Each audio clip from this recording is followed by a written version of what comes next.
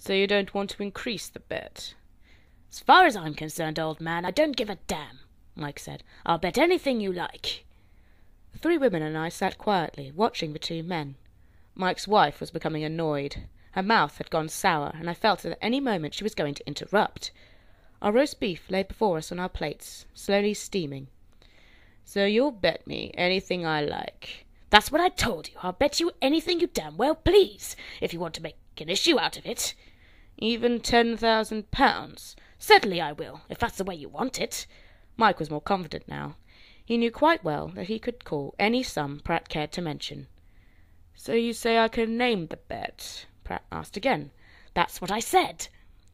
There was a pause, while Pratt looked slowly round the table, first at me, then at the three women, each in turn. He appeared to be reminding us that we were witnesses to the offer. "Mike," Mrs. Schofield said, "Mike, why don't we stop this nonsense and eat our food? It's getting cold." "But it isn't nonsense," Pratt told her evenly. "We're making a little bet." I noticed the maid standing in the background holding a dish of vegetables, wondering whether to come forward with them or not. "All right, then," Pratt said. "I'll tell you what I want you to bet." "Come on, then," Mike said, rather reckless. "I don't give a damn what it is. You're on." Pratt nodded, and again the little smile moved the corners of his lips. And then, quite slowly, looking at Mike all the time, he said, "I want you to bet me the hand of your daughter in marriage." Louise Schofield gave a jump. "Hey!" she cried. "No, that's not funny. Look here, Daddy, that's not funny at all." "No, dear," her mother said. "They're only joking." "I'm not joking," Richard Pratt said. "It's ridiculous," Mike said. He was off balance again now. "You said you'd bet anything I liked." "I meant money." "You didn't say money." "That's what I meant." "Then it's a pity you didn't say it. But anyway, if you wish to go back on your offer, that's quite all right with me." "It's not a question of going back on my offer, old man. It's a no-bet anyway, because you can't match the stake. You yourself don't happen to have a daughter to put up against mine in case you lose. And if you had, I wouldn't want to marry her." "I'm glad of that, dear," his wife said. "I'll put up anything you like," Pratt announced. "My house, for example. How about my house?" "Which one?" Mike asked, joking now. "The country one. Why not the other one as well?"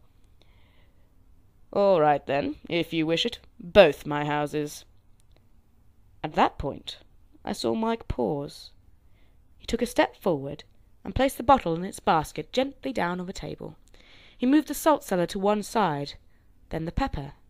Then he picked up his knife and studied the blade thoughtfully for a moment, and put it down again.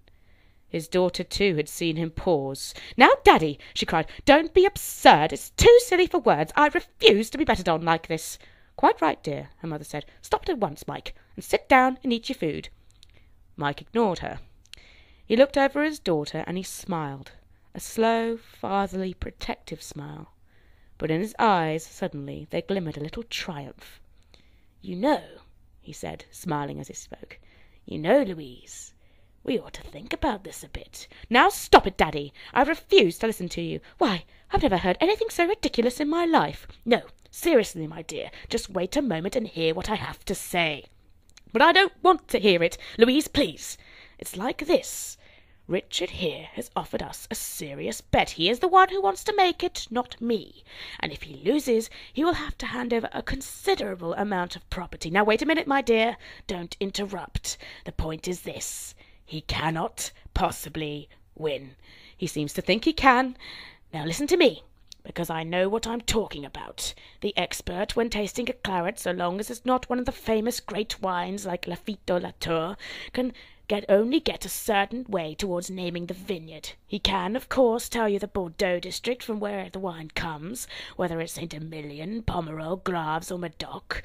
But then each district has several communes, little counties, and each county has many, many small vineyards. It is impossible for a man to differentiate between them all by taste and smell alone. I don't mind telling you that this one I've got here is a wine from a small vineyard that is surrounded by many other small vineyards. He'll never get it. It's impossible." "You can't be sure of that," his daughter said. "Now, I'm telling you I can.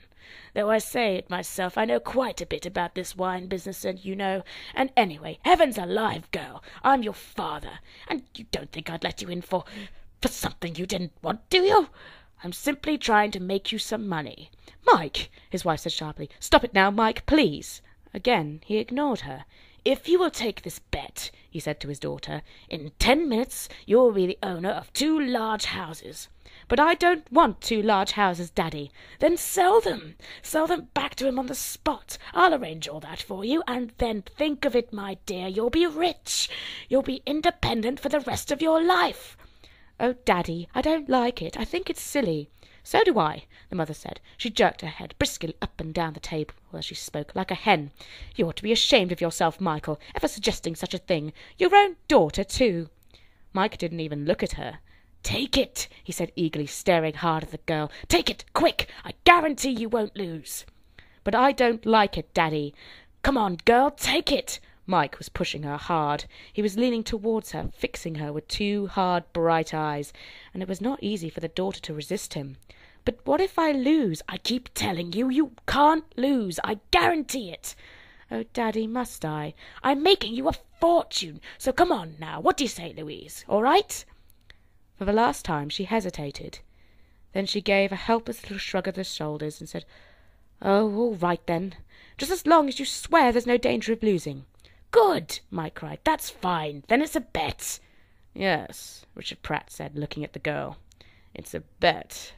Immediately Mike picked up the wine, tipped the first thimbleful into his own glass, and skipped excitedly around the table, filling up the others. Now everyone was watching Richard Pratt, watching his face as he reached slowly for his glass with his right hand, then lifted it to his nose. The man was about 50 years old, and he did not have a pleasant face.